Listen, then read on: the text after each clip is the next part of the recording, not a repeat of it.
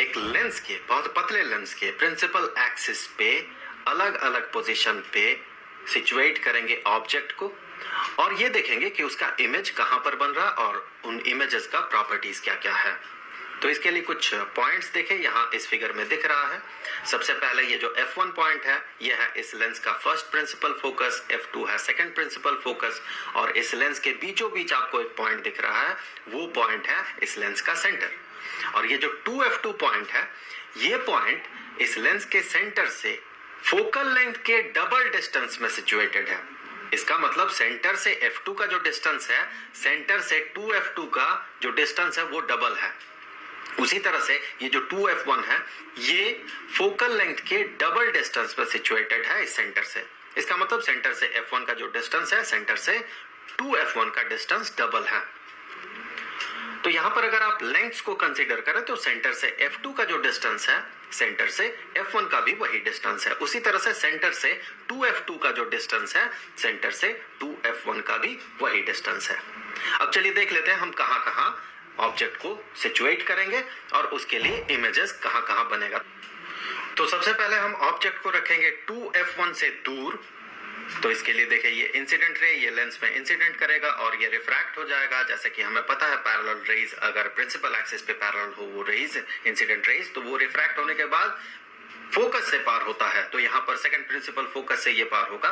अब एक लाइट रे जो कि इस लेंस के सेंटर से पार होगा, हमें पता है अगर सेंटर से लाइट रे पार होता है, इंसिडेंट रे बहुत थिन लेंस हो तो उसमें डेविएशन नहीं होता है, भले ही वो शिफ्ट कर जाए थोड़ा सा, लेकिन डेविएशन नहीं होता है।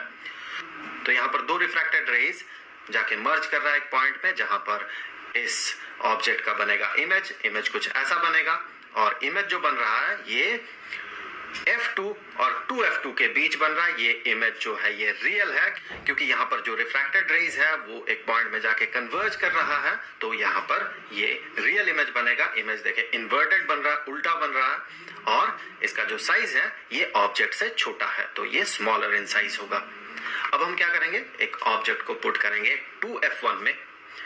तो ये रहा इंसिडेंट रे, ये रिफ्रैक्ट होके पार हुआ F2 से, और एक लाइट रे जो कि सेंटर से पास होगा। अब जाके देखे ये दो रिफ्रैक्टेड रेज जो है एक पॉइंट में जाके कन्वर्ज कर रहा है और इमेज कुछ ऐसा बन रहा है। तो इमेज देखे 2F2 पोजीशन पे बन रहा है। ये इमेज रियल है क्योंकि जो रिफ्रैक्टेड रेज है वो एक पॉइंट में जाके कन्वर्ज कर रहा है। इन्वर्टेड है, ये उल्टा है, और इसका जो साइज है ये ऑब्जेक्ट के साइज के बिल्कुल बराबर है। यहां पर हम ये प्रूव कर सकते हैं जियोमेट्री से कि इन दोनों का जो साइज है ये बराबर है, और साथ ही साथ इस केस में जो इमेज बनेगा ये 2F2 पोजीशन पे ही बनेगा, अर्थात यहां पर ऑब्जेक्ट डिस्टेंस और इमेज डिस्टेंस सेम होगा। ये हम इस वीडियो के अंत में जाकर प्रूव करेंगे। अब हम क्या करेंगे, आगे एक ऑब्जेक्ट को रखेंगे कहां पर, 2F1 और F1 के बीच में। तो ये रहा इंसिडेंट रे, वो जाके रिफ्रैक्ट हुआ, F2 से पार हुआ, और एक इंसिडेंट रे जो कि सेंटर से पार हुआ बिना डेविएटेड हुए, और ये दोनों जाके एक पॉइंट में मर्ज करता है जहां पर कि बन रहा है इमेज कुछ ऐसा बनेगा। और ये इमेज ये देखे 2F2 से दूर बन रहा है, और ये इमेज रियल होगा क्योंकि यहां भी देखे जो दो रिफ्रैक्टेड रेज है एक पॉइंट में जाके कन्वर्ज कर रहा है जहां पर कि इस इमेज का हेड है देखे, और ये इन्वर्टेड है, उल्टा है, और इसका जो साइज है ये साइज ऑब्जेक्ट के साइज से बड़ा है। अब अगला पोजीशन देखिए, ऑब्जेक्ट को हमने रखा F1 में।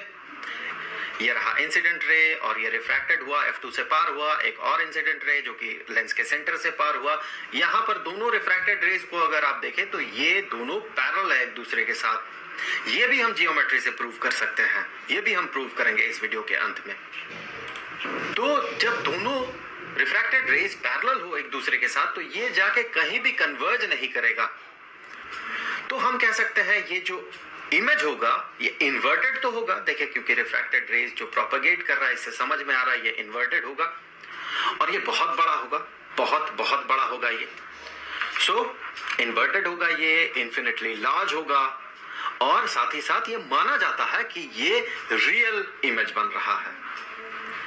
अब आगे हम ऑब्जेक्ट को प्लेस करेंगे लेस देन F1 में, अर्थात F1 और इस लेंस के सेंटर के बीचों बीच। तो ये रहा इंसिडेंट रे और ये रिफ्रैक्ट हुआ, F2 से पार हुआ, एक और इंसिडेंट रे जो कि सेंटर से पार हुआ बिना डेविएटेड हुए। यहां पर देखें दोनों रिफ्रैक्टेड रेज ये कन्वर्ज नहीं कर सकते और ना ही ये दोनों एक दूसरे के साथ पैरेलल है। इसका मतलब अगर पीछे की तरह इन्हें प्रोपेगेट करेंगे तो किसी न किसी पॉइंट में जाके ये कन्वर्ज करेगा। ऐसा सिचुएशन हमें बताता है कि यहां पर वर्चुअल इमेज बनेगा। सो इससे पहले हमने real image, virtual image, real object, virtual object पे काफी चर्चा किया है। उस वीडियो का लिंक मैं यहाँ आपको डिस्क्रिप्शन में डाल रहा हूँ और साथ ही साथ उसका लिंक आपको यहाँ सजेस्टेड वीडियोस में भी मिलेगा। वहां क्लिक करके आप उस वीडियो को पूरा देख सकते हैं। तो फिर अगर हम इन लाइट रेज को पीछे की तरफ प्रोपेगेट करें तो ये जाके एक पॉइंट में मर्ज करता है और यहाँ पर इमेज कुछ ऐसा बनेगा। यहाँ पर ये जो इमेज है ये इमेज वर्चुअल होगा, ये इमेज सीधा होगा, इरेक्ट होगा और ये बड़ा होगा ऑब्जेक्ट से। लेकिन इसका जो पोजीशन है ये पोजीशन डेफिनेट नहीं है। अगर हम इस ऑब्जेक्ट को फोकस के F1 के बहुत करीब रखते हैं तो ये 2F1 से बियॉन्ड होगा इमेज, मतलब उसके पीछे बनेगा, इंफिनिटी के तरफ बनेगा। और अगर हम इसे करीब लेते जाएं, करीब ले जाते जाएं इस ऑब्जेक्ट को, तो इमेज जो है ये भी करीब आता जाएगा।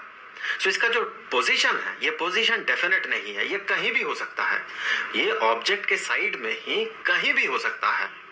अब चलिए हम मैथमेटिकली या फिर कहे ज्योमेट्री से ये प्रूव कर लेंगे कि अगर हम ऑब्जेक्ट को रखते हैं 2F1 पोजीशन में तो इमेज बनेगा 2F2 पोजीशन में, और साथ ही साथ अगर हम ऑब्जेक्ट को रखते हैं F1 में तो फिर ये जो रिफ्रैक्टेड रेज है ये एक दूसरे के साथ पैरेलल होंगे। तो चलिए सबसे पहले हम देखते हैं कि अगर एक ऑब्जेक्ट को F1 में रखा जाता है तो रिफ्रैक्टेड रेज एक दूसरे के साथ पैरेलल क्यों होते हैं। तो इसके लिए हम क्या करेंगे, इस पॉइंट से हम सेंटर को जोड़ देंगे और अब देखें हमें दो ट्राइंगल्स मिले तो उन ट्राइंगल्स को प्लॉट कर लेते हैं। एक तो ट्राइंगल है ये वाला, ये पहला ट्राइंगल, और एक और ट्राइंगल हमें मिला, वो ट्राइंगल है ये ट्राइंगल। सो इन दोनों ट्राइंगल्स में अगर आप देखें तो आप पाएंगे कि ये जो लेंथ है और ये लेंथ है, ये दोनों लेंथ्स एक दूसरे के साथ बराबर होंगे, क्योंकि ये जो लाइन है या लाइन सेगमेंट है ये इस लाइन सेगमेंट के पैरेलल है। तो ये बड़ा क्लियर है कि ये और ये बराबर है। अब देखें इस ऑब्जेक्ट को कहां रखा गया था, F1 में अर्थात फोकस में। तो ये जो डिस्टेंस है, ये वाला डिस्टेंस और ये वाला डिस्टेंस एक दूसरे के साथ बराबर है, क्योंकि ये जो रिफ्रैक्टेड रे है ये रिफ्रैक्टेड रे सेकंड फोकस से पार होगा, दोनों लेंथ्स बराबर। इसका मतलब इन दोनों ट्राइंगल्स में, जबकि दोनों ट्राइंगल्स राइट ट्राइंगल्स हैं, इन दोनों ट्राइंगल्स में जो परपेंडिकुलर है ये एक दूसरे के साथ बराबर और जो बेस है ये भी एक दूसरे के साथ बराबर। तो ये दोनों ट्राइंगल्स कॉन्ग्रुएंट ट्राइंगल्स हैं और हमें पता है कॉन्ग्रुएंट ट्राइंगल का जो कॉन्ग्रुएंट साइड्स होते हैं वो बराबर होते हैं, साथ ही साथ जो कोरेस्पॉन्डिंग एंगल्स होते हैं वो भी बराबर होते हैं। सो यहाँ पर ये दोनों एंगल्स, ये एंगल और ये एंगल, ये दोनों एक दूसरे के साथ बराबर होंगे। तो जैसे ये दोनों एंगल्स एक दूसरे के साथ बराबर हो गए, ये एंगल और ये एंगल, तो देखिए हमें क्या मिला, ये एक लाइन है, इस लाइन को इंटरसेक्ट कर रहा है ये दोनों लाइंस, ये दोनों, और यहाँ पर ये एंगल जो बना रहा है, ये दोनों एंगल्स अगर एक दूसरे के साथ बराबर हो तो हम कह सकते हैं ये दोनों लाइन जो है एक दूसरे के साथ पैरेलल है, क्योंकि दो पैरेलल रेज इसे अगर इंटरसेक्ट करता हो कोई ऐसा ट्रांसवर्सल, तो फिर अगर इस फिगर के साथ हम कंपेयर करने का कोशिश करें तो फिर ये एंगल और ये एंगल तभी बराबर होते हैं जब ये दोनों एक दूसरे के साथ पैरेलल हो। तो इस तरह से हम प्रूव कर सकते हैं कि इस केस में जो रिफ्रैक्टेड रेज है ये एक दूसरे के साथ पैरेलल है। अब आते हैं दूसरे टॉपिक में, वो ये कि अगर ऑब्जेक्ट को 2F1 में रखा जाए तो फिर जो इमेज बनेगा ये 2F2 में बनेगा। इसी को हमें प्रूव करना है। तो इसके लिए कुछ लेंथ्स चलिए लिख लेते हैं। यहां से यहां तक का जो लेंथ होगा, ये वाला लेंथ, ये लेंथ होगा 2F। यहाँ पर स्मॉल लेटर f जो है ये फोकल लेंथ है। यहाँ साइन कंसीडर ना करें क्योंकि हम जियोमेट्री से प्रूव कर रहे हैं कि इन दोनों का लेंथ, इसका और इसका लेंथ बराबर होगा, या फिर कहें तो ये भी जो लेंथ है, ये लेंथ ये भी 2f होगा, तो साइन को कंसिडर नहीं करेंगे हम। सो ये 2f ये